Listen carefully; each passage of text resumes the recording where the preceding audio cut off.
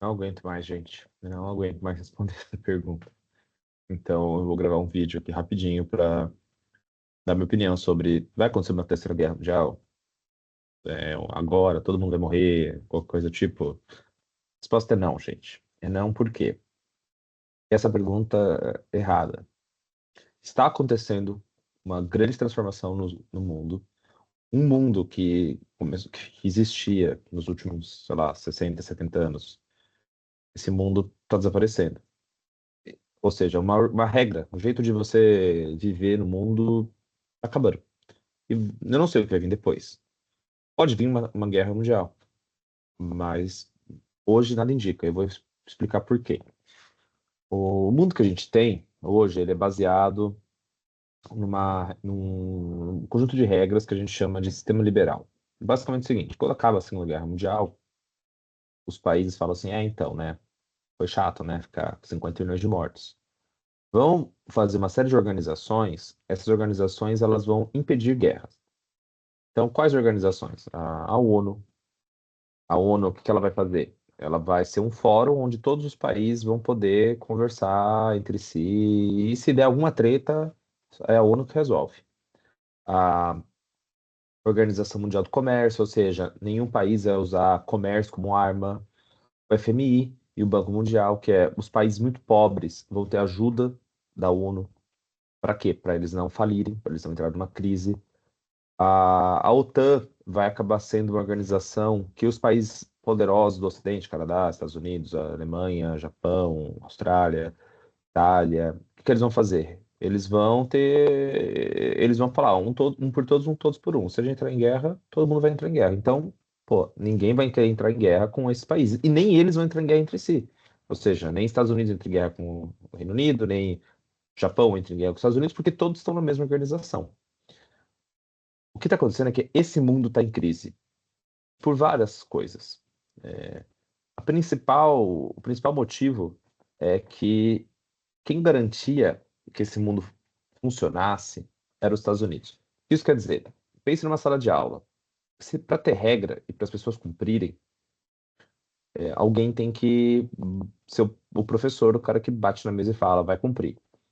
Quem eram os dois países que faziam isso na época da Guerra Fria eram os Estados Unidos e a União Soviética. Isso não quer dizer que não havia guerras na União Soviética, na época da Guerra Fria. Houve muitas guerras. Mas não houve guerras entre grandes potências. Por quê? Porque isso daqui imperava. Qual? Se dava uma briga nos Estados Unidos e União Soviética, eles davam um jeito de resolver, inclusive na ONU. Eles tinham regras do tipo: nós não vamos invadir o amiguinho para conquistar territórios, para pegar um território inimigo. Então, quando acaba a guerra, depois da Segunda Guerra Mundial, a União Soviética vai anexar, depois da Segunda Guerra Mundial, alguns territórios, mas depois a União Soviética invade alguns países, os Estados Unidos invadem alguns países, mas nenhum dos dois invadem para conquistar. Eles invadem para mudar regime. E eles fazem uma regra. A regra é: nós temos um lado onde a gente meio que pode invadir. A União Soviética tinha um lado que ela podia invadir, e o resto do mundo, a África, a Ásia, a gente vai lá e vai se virar. Qual que é a regra? A gente não briga entre si. Nós não brigamos. Bem, a União Soviética acabou e os Estados Unidos impunham essa regra.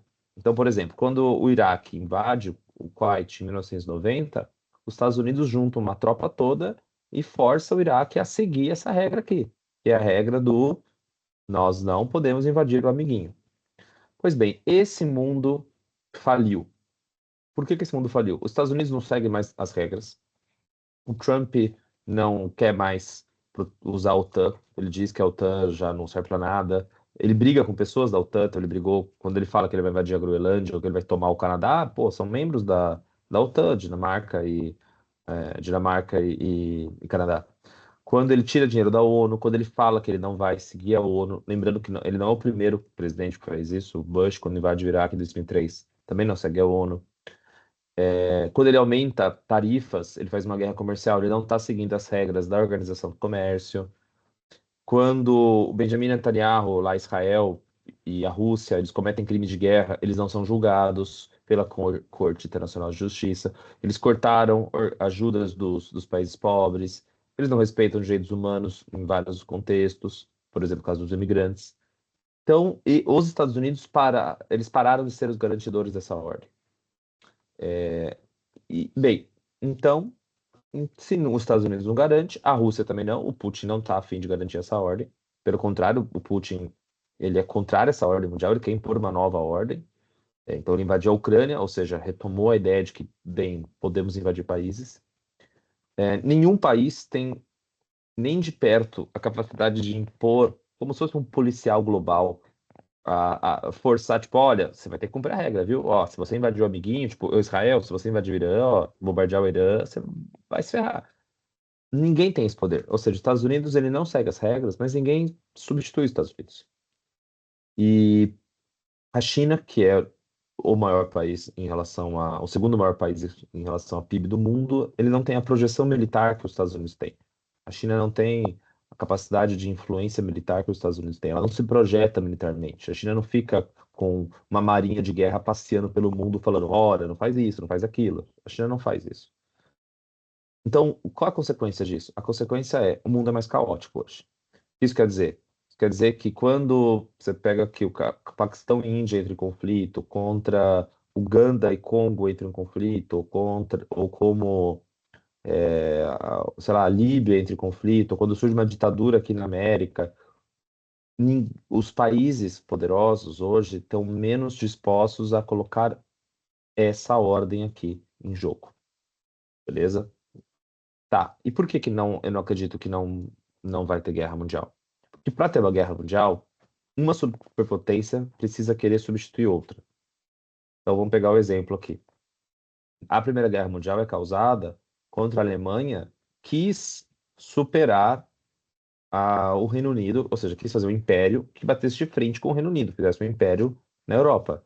Para impedir que a Alemanha virasse um império poderosíssimo e para impedir que a Alemanha, digamos, quebrasse a balança, o Reino Unido entra na guerra, na Primeira Guerra Mundial, lembrando que o Reino Unido não tinha sido atacado, e a Primeira Guerra Mundial, ela se desenvolve e não resolve nada. Vai ter uma Segunda Guerra Mundial, que é a Alemanha tentando de novo fazer a mesma coisa, e dessa vez ela perde, ela sai do jogo.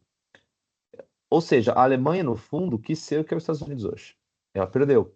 Por isso que gerou duas guerras mundiais. A Guerra Fria foi entre Estados Unidos e União Soviética, mas eles falaram: olha, não, nós não vamos nos impor a vontade nossa no mundo. Para ter uma guerra, esses países aqui, estão vendo essa lista de países? Eles estão competindo para ver quem é o mais forte. Então, por exemplo, ó, China e Rússia contra o Japão, para ver quem manda na Ásia. França e Alemanha, quem manda na Europa? Aí tem guerra. Estados Unidos e China não estão próximos hoje de quem manda no mundo. Por quê? Porque a China hoje, em 2025, ela não projeta uma ofensiva global. E os Estados Unidos não. Os Estados Unidos se sente ameaçado com a China, mas não acha que. Qual seria a saída para impedir que a China crescesse? Seria derrotar a China militarmente? Os Estados Unidos não enxerga isso possível. Nem a China enxerga os Estados Unidos como possivelmente um país a ser derrotado. Então, ambos os países ficam combatendo, fazendo guerra comercial, gera tá cutucando o outro, mas não planejando um ataque direto. Tem uma vantagem, né, gente? A vantagem é que eles estão longe. Porque quando a gente fala as duas guerras mundiais, elas acontecem, ó, na Europa, ok?